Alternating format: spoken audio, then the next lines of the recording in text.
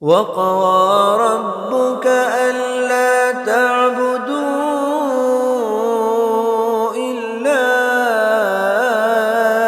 إياه وبالوالدين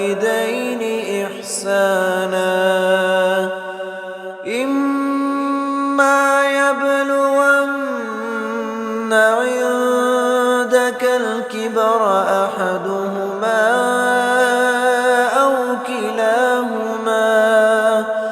فلا تقل لهما أف ولا تنهرهما وقل لهما قولا كريما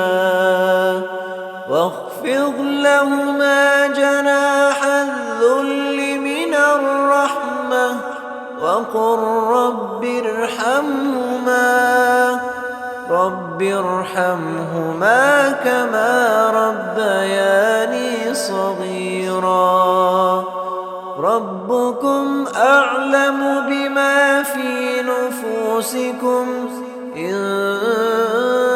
تكونوا صالحين فإنه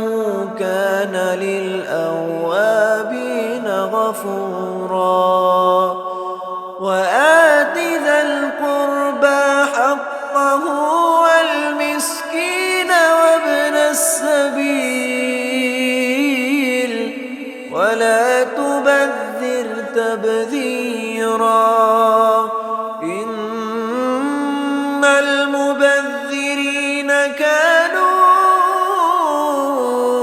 إخوان الشياطين وكان الشيطان لربه كفورا